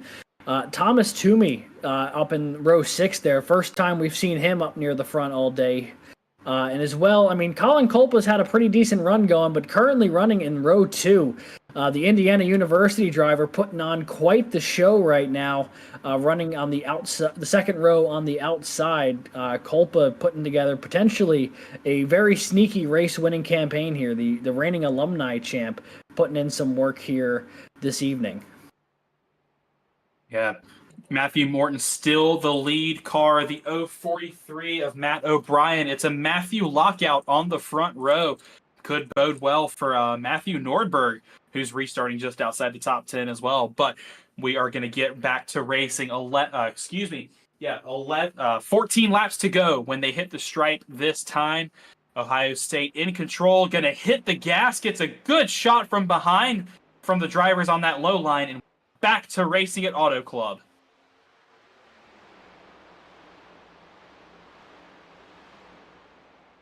Morton now on the outside trying to hold off the cars behind him. It was Zach DeWale looking way to the inside here as they come up off of turns 1 and 2. Everyone fanning out 2, 3 wide behind him. Right now, though, Monsivas got really loose coming out of turn 2. He lost a couple spots, but it looks like Onofre, he was able to keep that car going as a little, maybe some fisticuffs between... yeah, that's O'Brien and DeWale for that second spot coming out of turn 4.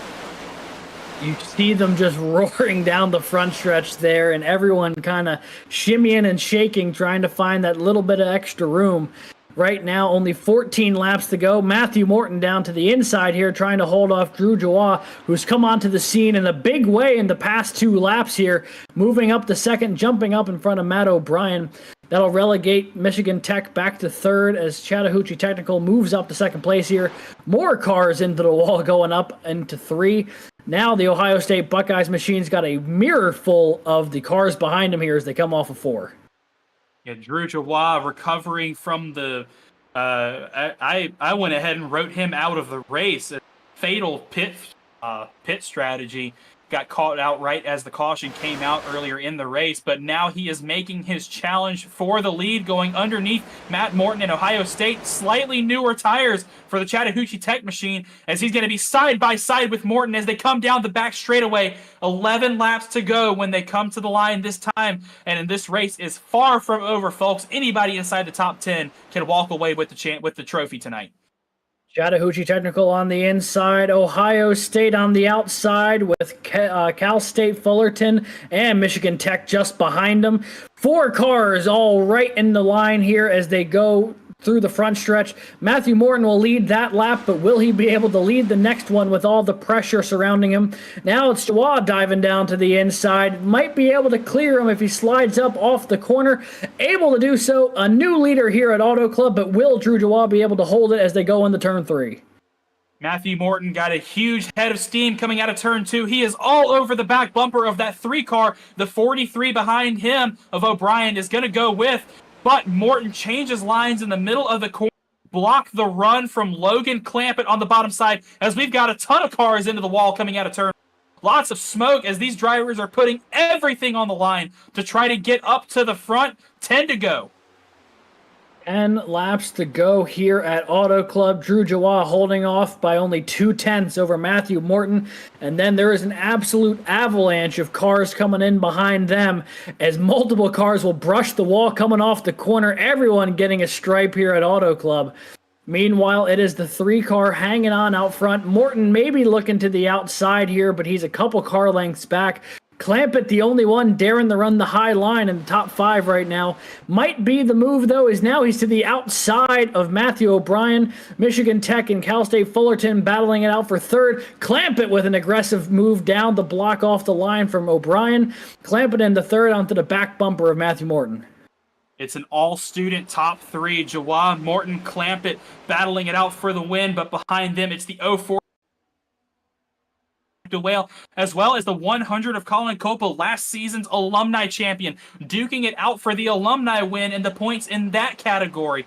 But not if Matt O'Brien has anything to say about it, as the 13 and the 44 just ahead of him are going to go side by side. Actually, Clampett is able to complete the pass before they even get onto the front stretch, as they're going to have 9 to go that time by. Tough situation now for Drew Joie. Only 9 laps to go to get the maiden CIL victory and his second ever start after finishing runner-up a week ago. But in order to do so, he's going to have to hold off the hard-charging Logan Clampett, who has been absolutely roaring through the field over the last couple laps. Only 2/10 separating those 2 cars right now. And also, don't count out Matthew Morton just yet. He did get passed by Clampett just a moment ago, but he doesn't seem to be going anywhere at the moment. He is still very much involved in this fight. The 2021 eNASCAR Coca-Cola Series champion Logan Clampett is running down the rookie of Drew Joie, last week's runner-up at the Daytona 250, and he's got the eNCIS legend Matt Morton right behind him. There is a lot on the line for these drivers. It's the rookie behind them as well, Matt O'Brien from Michigan Tech, and then the ringer, Zach DeWale, who has come close to the championship so many times, but is such an incredible driver. There is so much talent inside this top 5. This is the Collegiate iRacing League, ladies and gentlemen. Here we go. 7 laps to go. Logan Clampett all in the mirror of Drew Joie here. No separation. In fact, Clampett pushing Joie into the corner. Going into turn 1, Clampett will take the high side. Joie goes down low. Let's see if the 3 car can slide up and maintain position for the moment. He will. However, getting that high line run is Logan Clampett, now roaring down the backstretch, closing in on the back bumper of that Chevy Camaro for Chattahoochee Technical.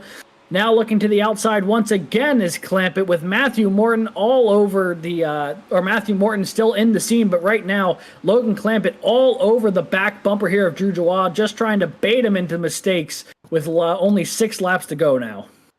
6 laps left in the Never Forget 200 here in the CIL Round 2 of Season 9 of the College Cup Series, and it is Logan Clampett all over the back bumper of Drew Jawad. He's going to jump down to the low line, try and get the clean air. Jawad's going to get the run from the high side coming out of Turn 2. Matthew Morton and Matt O'Brien behind them as Clampett stays right within a car length of the lead. He's going to take the high line this time. Actually, no, he's going to sneak in behind the 3, get the run and the momentum down the front straightaway as they're going to come to 5 laps to go. 10 miles left in this race. The pressure right now these front 2 cars must be feeling is astronomical. There is no separation between them as once again Clampett will go high in 1 and 2. Jawad will go low through 1 and 2. Sliding back up the track as the 3. Once again, they get through it cleanly. Clampett still on the back bumper of Drew Jawad. Now looking to the inside potentially. Here comes Logan Clampett to the inside. Through 3 and 4, they are door to door running on the white line of the apron. It is Clampett on the inside, Jawad on the outside. They will be neck and neck coming off the corner. Who's going to get there to the stripe first with only 4 laps to go? And Jawad will lead another lap, but Clampett is there. He's got the run down the front stretch. Can he outbreak the 3? A little wobble from Jawad going into turn 1. Clampett with the shorter way around on that bottom line. But here comes Jawad with the side draft down the back straightaway. Huge run going into turn 3. It's the 3 and the 44 side by side for the lead. They're coming to 3 laps to go in this event. And these 2 are driving the wheels off of these machines right now. A little bit of a slide up the track there from Clampett. Jawad in the wall just slightly, but it doesn't seem to halt his momentum at all. Side by side, 3 laps to go here from Auto Club. Matthew Morton and Matt O'Brien not done with this battle yet as well. They're within a 10th as well. This 2-car battle for the lead just became a 4-car battle for the lead. 3 laps to go. Clampett on the inside of 1 and 2, trying to finally clear the 3 of Drew Jawad. Not able to do so through 1 and 2. They'll try again in 3 and 4. With Matthew Morton hovering menacingly in the background, trying to see which of these 2 will get the better of this exchange. And now Zach DeWale is in the mix as well. These 2 going side by side. Spoke too soon. Clampett gets the lead. Jawad gets into the wall. 2 laps to go here at Auto Club. And it is smooth sailing here for Clampett. Clean air as the leaders were side by side. That let the rest of the top 5 into the mix. I think Morton got a little bit of the wall going into Clampett goes high. Jawad takes the shorter way around. Clampett's going to have a big run down the back straightaway, and he's going to leave the rest of these cars in the dust for the time being. Drew Jawad gets in that dirty air, and he now loses out on that 2nd spot to Matthew Morton. They're going to be coming to the white flag this time by. Logan Clampett holding on to about a half-second advantage after Morton, Jawad, and Matt O'Brien all got tangled up into the entrance of turn 1 with 1 lap to go. And at this point here, Logan Clampett has checked out on the rest of the field with only 1 lap to go, but the battle is still very much on for 2nd, 3rd, and 4th. Matthew Morton's got it by an edge at the moment, taking that outside line. Drew Jawad to the inside, trying to reclaim 2nd with Matt O'Brien all over his back bumper. Zach DeWale not too far away as well. Half a lap to go here at Auto Club. Logan Clampett, a very established presence in the eNASCAR Coca-Cola Series. He's got a ton of wins and a ton of success in the eNASCAR College iRacing Series, and he's decided he's going to try a CIL. He's opened his account. He is going to win here at Auto Club at the Never Forget 200. Welcome to the CIL, Logan Clampett. What a victory there for Clampett and CSU Fullerton, getting it done in crunch time, but not to be overshadowed. What a battle that was with Drew Jawad coming down the stretch. Those 2 cars were not giving each other an inch, and it only came down when the 44 went up the track a little bit farther, trying to force a 3 into the mistake. maybe clip the wall just a little bit. Drew Jawal will ultimately come home fourth tonight, but certainly quite the battle between those two drivers. A little bit of a tap there between the two. Morton and O'Brien will round out the podium. Zach DeWale finishing fifth. What a finish we've had here at Auto Club. Man, the CIL and Auto Club go together like peanut butter and jelly. And we'll talk to series director Drew after this and tell him that this race needs to be a staple on the calendar, as Logan Clampett is going to burn it down at the start-finish line. Victory Donuts for the 04 machine. He drove an incredible race today, had some strategy mess-ups, but eventually brought it back to the front, took the lead with 3 laps to go in the event, and he checked out and brought it home in dominant fashion in those final few closing laps. We're going to hear from Logan as well as both of the Matthews on the podium tonight in our post-race show. We're going to try and get the drivers in the booth as quickly as possible, but what an opening case for Logan Clampett as he joins the CIL. He registered this afternoon. Actually, that's a funny little trend we've got going on. If I had a nickel for every time a rookie driver registered for the league the afternoon of the event and won that night, I'd have exactly 2 nickels. Which isn't a lot, but it's weird that it's happened twice. So if you're out there and you're thinking, man, I really want to race in the CIL, and you haven't started a race with us yet, you're probably going to want to register next Monday. The statistics Absolutely. don't lie. Well, it looks like we do have a couple of our podium finishers here in the booth. What do you say we bring one of them in and start chatting about what they saw from their perspective? Yeah, let's go ahead and talk to Matthew O'Brien, our 3rd place finisher tonight. Congratulations on an incredible race. We saw the battle there at the end. Take us through those last few laps as you brought it home 3rd for MTU tonight. Man, those last 40 laps were pretty stressful. Driving super hard. But it was super fun. Those last 40 laps, especially that last run. The top 4 there, that was everything we all had. Yeah. But learned a lot there, and kind of wish I had 10 lap fresher tires like Drew and Logan's. I was going to ask you, given the tire situation, was there anything you thought you could do at the end there to get up and battle with those 2 guys up front, or was, given the tire situation, was 3rd kind of the maximum at that point?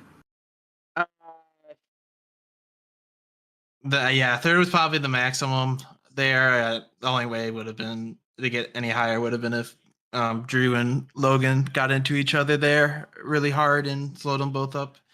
But that was very unlikely to happen, so it is what it is. Well, in your 2nd ever race here in the CIL, you got up here on the podium, 3rd place here at Auto Club for Michigan Tech. I know the Huskies back home are proud of you. What do you think was the key to your success here at Auto Club? We heard you say you were driving the wheels off of it there at the end, but what really set you up to be in that position? Well, we finally got that first long run, and then I saved my tires and was able to get a lot of track position there, and then got the good caution brake there, and then I got pretty lucky on those restarts being on the outside. The outside was a ridiculous advantage tonight. And then you got to be really patient with this type of racing, with how strong the draft is. Trying to make a move so tempting, but it's just I kind of learned like this in Michigan, where it's super drafty. Almost the best thing to do is just sit and do nothing and let other people make the moves and make mistakes. And then I was just patient at the end there and ended up in 3rd. Well, congratulations on such an incredible race. A huge points haul for you and Michigan Tech, as you got the alumni class win tonight. You were the highest finishing alumni on the track. Before we let you go to celebrate with your friends, is there anybody you'd like to thank or shout out here on the show? Shout out to the Michigan Tech Huskies, and shout out to Matthew Morton. We were working pretty well together there, and just trying to do what we could once the fresh tires got there, and we pulled out some teamwork and stuff to get some good finish, both really good finishes there. Well, congratulations, Matthew. We hope to see you back here. Yeah, thank you. That was Matthew Morton, our Matthew O'Brien, our third place finisher from tonight. And now we're going to hear from the other Matthew on the podium, albeit a step higher, runner-up finisher tonight, Matthew Morton from Ohio State University. Congratulations on a runner-up finish and a great race from start to finish. It almost felt like we were watching a eNASCAR event with you and Logan Clampett fighting for the win there in the last few laps. But I'm going to ask you the same question that I asked O'Brien. Take us through that last little stint in the race. That was one of the most intense battles we've seen in the CIL. Give us your perspective on it. Oh yeah. Those last 20 laps were honestly my favorite of the night. Super hard racing. But as soon as Drew and Logan got there on the fresh tires, it just felt like we were sitting ducks. But I fell into line in P3. Just tried to take it easy on my equipment behind them and like see if they would do anything side by side.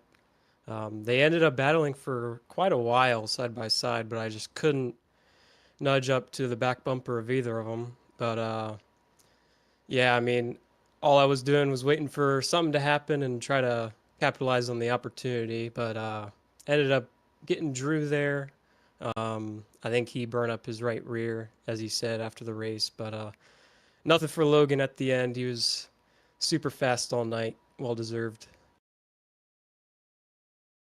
Yeah, congratulations on the second place finish there, Matthew. I mean, obviously we saw you have so much success in the summer season here, getting back up toward the front here again. Second straight top 10, first top 5 of the season for you. Is this sort of momentum going to carry you to a win here, you think, in the coming weeks? I sure hope so.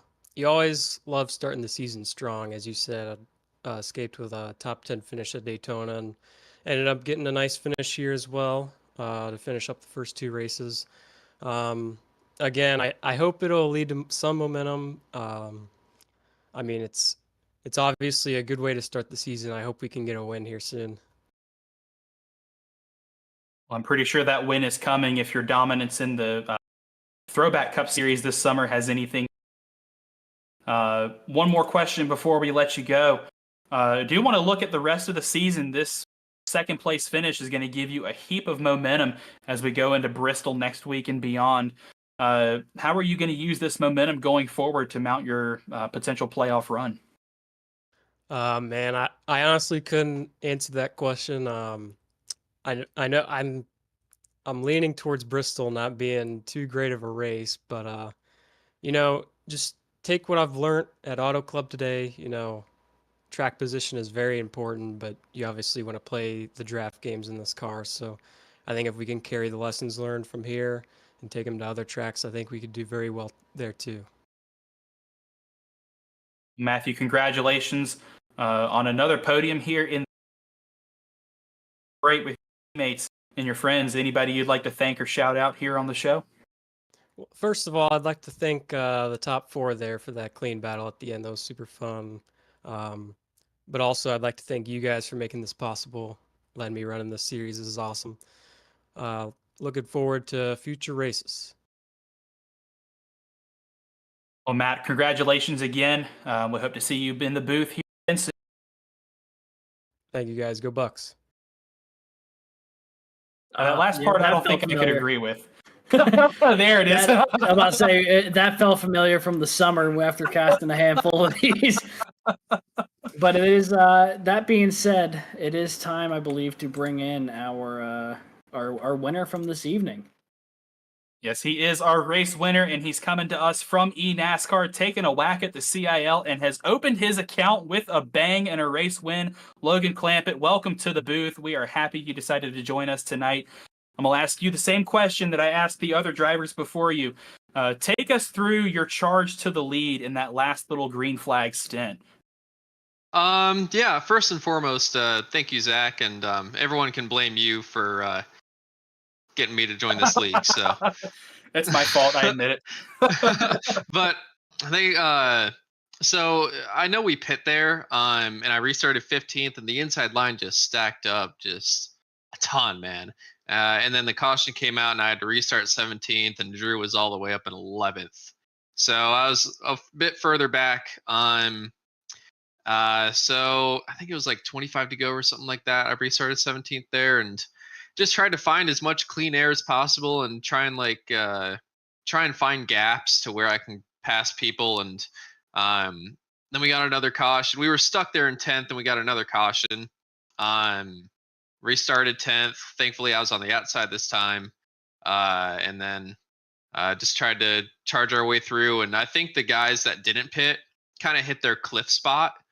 So us guys on fresh tires, we were on like our good spot where we were hitting our fastest laps, and the guys that hit the cliff were starting to slow down. So I think pitting there was the right strategy, as long as the cautions played out correctly. But yeah, that was fun. I don't race the next gen much, so coming in here, I was fully expecting like draft fest and everything. There was a lot of draft for sure, but I had a lot of fun. Well, glad to hear you had a good time. You put on quite a show here for the closing couple laps there, Logan. Wanted to ask you real quick, in those final couple laps in that battle with Drew, was the plan to make the move on the inside, knowing that he kept kind of going to the inside in 1 and 2 and then back toward the outside in 3 and 4? Or was it just that was kind of when the opportunity struck and you jumped on it? Yeah, I noticed he was not going up to the wall at all. So I put it up by the wall the first time, and I couldn't see on entry very well. So I didn't really hit it correctly. And the next lap I went low, and then the lap after that, I finally went up there, got the grip strip correctly, and got a good run off of turn 2. That carried me to get side by side with him for I think like a lap and a half, and I saw the two mats behind us catching up, and I'm like, dude, I got to do something. So entering turn 3, with a couple laps to go, I drove it in really deep to try and get in front of him, to try and like slide job him, and just like maybe he would cross me over. But I think I slid in front of him, and I think he just got really tight in the center, and it just killed his momentum, and I was able to get in front of him, and by the time he got onto the gas, he was stuck in my dirty air coming off the corner, and that's when he got into the wall. So I think sliding up in front of him and him catching my dirty air was a really smart idea. Yeah, I guess they were just battling behind me, and I was just trying to hit my marks from there. And yeah, but that was a good battle with Drew. That was a lot of fun. Yeah, it sure put on a good show for us here in the booth and watching at home. When you registered for the league, there was a driver who said, "Are we going to get spanked tonight?" And then you said, and I quote, "I'm not that good in the cup car, so there will be no super spanking." On top of that, your win tonight has secured your spot in the College Cup Series playoffs. So do you think there's a spanking to come, or is this just a taste of what Logan Clampett can do in the CIL? I'm not sure, man.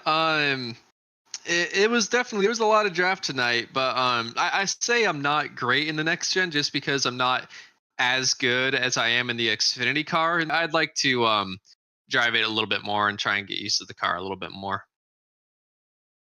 Well, it looks like you got your work cut out for you to get through the rest of the season. We're going to let you go celebrate with your friends and your teammates, but before we let you go, is there anybody you'd like to shout out here on the show or thank? Yeah, man, of course. This is my first semester transferring to California State University Fullerton, and sure enough, they have a esports team. So I joined their esports team, Titan Esports. So big shout out to them. I'm not sure if they were watching this race. They mainly know about the eNASCAR College Series that's going to be coming up on the 19th.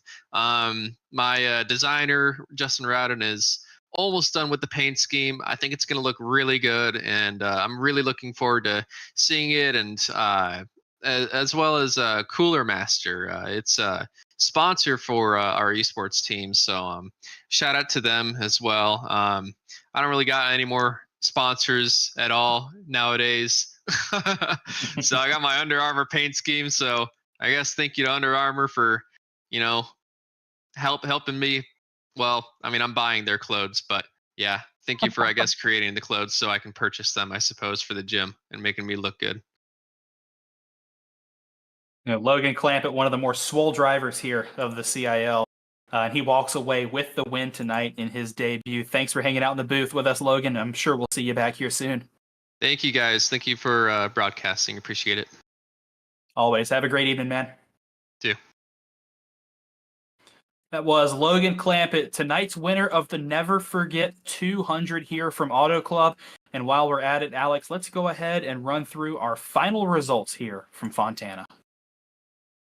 Yeah, absolutely. We may as well. Logan Clampett picks up the victory tonight for. Had the track position there on Logan, and I was trying to get as much as I could and maybe get as far away as I could to prevent that battle that we had there. And he was flying through the field, and I kind of started to cook my right rear. And I wouldn't say it was the main reason was because of the sunshine on the exit of the corners, but I couldn't really hit my lines as best as I could. And he got inside, and I hadn't really been running the wall or anything like that, so he was able to get huge runs off the corner, and I was able to hold him pretty tight, and I felt like I was pretty close to getting clear, and he got right on my left rear and sent it in super deep.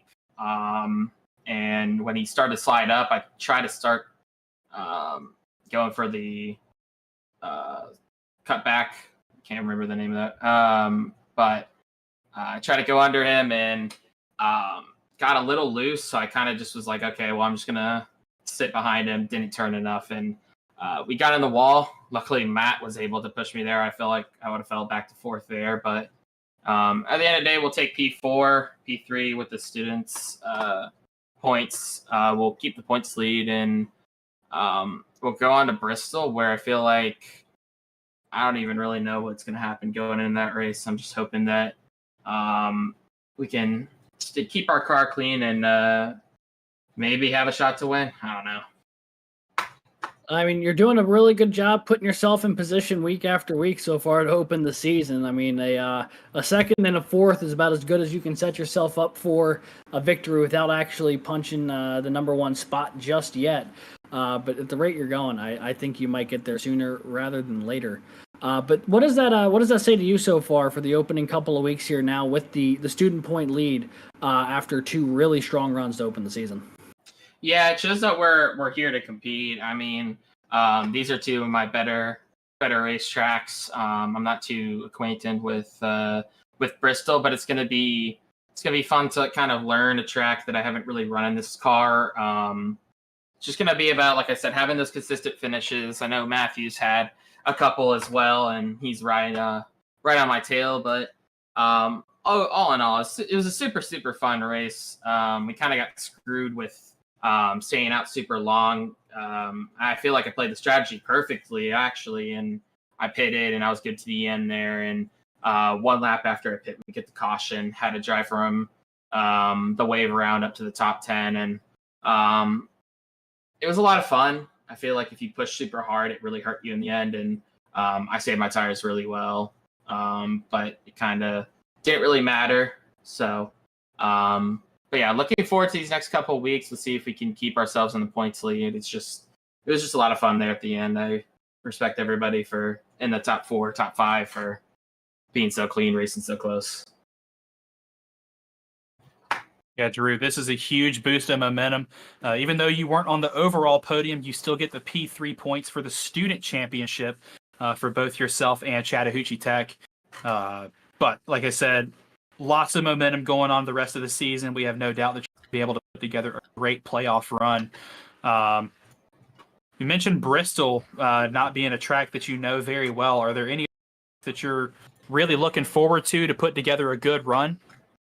Yeah, I'm looking for those kind of mile and a half, maybe some of the road courses. I'm not sure what everybody's road talent is here. It's going to be fun to find that out.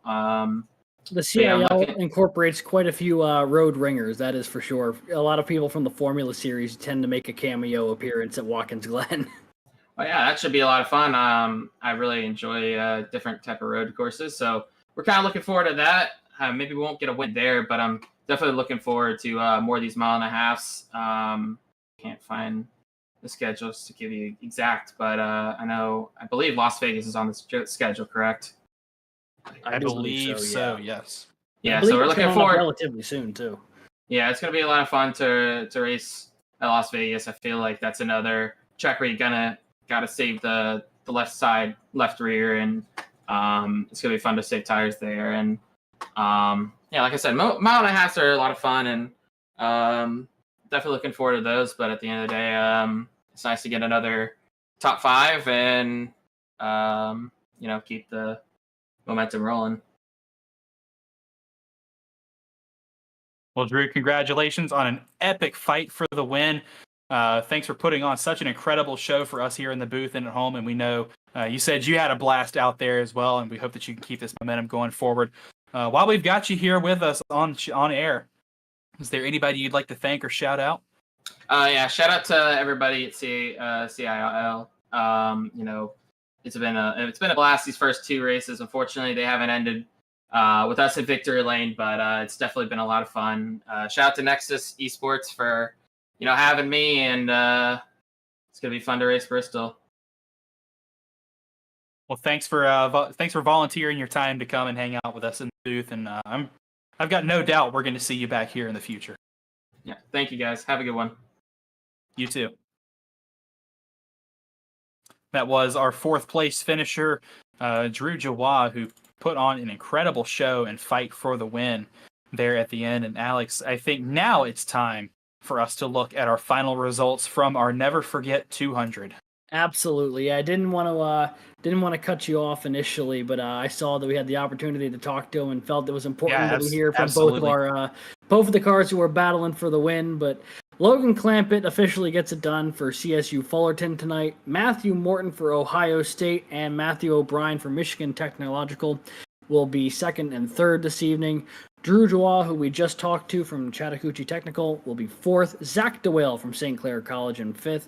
Connor Levy from Arizona State sneaks his way up in the P6 for a really good finish tonight. Colin Kulpa 7th from Indiana University. Jacob Wiest rallies back from the spin in the middle of the race to finish 8th for UNC Charlotte. Rhett Crane from Ball State will bring it home 9th, and Duncan O'Connor from Nova Scotia Community College will round out the top 10. I think it's his 2nd top 10 so far this season. I believe it is. Matthew Nordberg for NC State brings it 11th. Clint Halterman from UNC Charlotte will finish 12th. 13th goes to Dylan Godinez, one of our many Penn College of Technology drivers in the field. St. Clair gets gets 14th from Athena LeClaire. Tim Moore, our Daytona 250 champ, gets a top 15 in his intermediate debut in the CiL for Manhattanville College. Edwin Onofre, after an incredible save from an almost spin towards the end of the race, will finish 16th for the University of North Texas. Andrew Williams, our Season 8 Throwback Cup Series champ, finishes 17th for Clemson University. Tim Robb, one of our last season Championship 4, will finish 18th for American University. Jake Hall, another Clemson driver, will finish 19th, and Thomas Toomey from Virginia rounds out our top 20. 21st tonight, it is Coastal Carolina University's Jack Ritchie. Zarin Bartholomew for St. Clair College will be 22nd. Major Monsivice went from 38th to 4th, but will ultimately finish 23rd here this evening. R. Muhammad Ali for Ball State University is 24th. Jared Kaler for UNC Charlotte will bring it home 25th. Drexel and Jason Willott will finish 26th this evening. Cody Fadenhauer and Virginia Commonwealth University 27th. Andrew McCall for Purdue in 28th, with Andrew Burrell and Jake Cummings representing Clemson and Wingate respectively, finishing 29th and 30th. Rounding out our top 40, Jonathan Dyerkop from the University of Central Florida worked his way 10 for a little bit there, but it ultimately all fell away for him at the end. Andrew Stagey for Ball State University will finish 32nd. Edward Sanchez from Baruch College finishes 33rd. 34th goes to Sky Schreck from Oklahoma University. Brandon Schulenberger for Wingate will finish 36th. 36th goes to Nick Stockner from Clemson University after being Never Forget 200. We'd like to take a moment while we're on air to thank all of our first around the country for the service and the work that you do for all of us here, all the sacrifices you make, putting your lives on the line every single day for our safety, our well-being, and our health. So we tip our hats to you, Alex, with the virtual headphone tip. But we also take this time to remember the lives lost as a result of the 9/11 attacks, as well as all the brave heroes who lost their lives that fateful day. We thank them for their sacrifices, and we will never forget that day. But that is going to wrap it up for us here from the Never Forget 200. Alex, what are we taking away from this race? I think one of the biggest takeaways is just how on the turn of a dime you can have such a mixed bag of backgrounds who find themselves battling for the win in any given CIL race. I mean, we're talking former Coke Series competitors, former eNASCAR competitors, former champions in this series, rookies in this series. It doesn't matter, necessarily what your background is. You can find an opportunity to really battle with some of the best the collegiate racing scene has to offer here in the CIL. And we got treated to an absolute doozy here today. And that is now 2 for 2 so far this season on races that I would qualify having a really, really strong finish. Yeah, 2 incredible finishes in 2 races in what is shaping up to be the best season ever in the College Cup Series. And you said it best. We've got literally everybody challenging for the wins. We've got eNASCAR contenders. We've got eNCIS contenders. We've got rookies. We've got CIL ringers and veterans all duking it out for the wins. And that goes to show you that everybody in this league is extremely talented. And these are the best of the best drivers in the college sim racing scene. Well, the dust has settled on the battlefield, and in his debut, Logan Clampett has locked himself into the College Cup Series playoffs with a win here from the Never Forget 200 at Auto Club. It was an incredible race of attrition, a lot of strategy, and a lot of skill, but ultimately, Clampett stood atop the rest, and he and Fullerton can now set their sights on the playoffs in 7 weeks' time. That's right, 7 races stand between our drivers and the College Cup Series playoffs, with 8 spots still up for grabs by the time we get to Kansas in November. But in the meantime, there's even more racing to be had as the College Cup Series heads to the world's fastest half mile. It's Bristol, baby, with our state line 200. Be sure you tune in next Monday night at 8:30 p.m. for the Ignition Zone pre-race to tonight's Never Forget 200. And until next time, stay fast.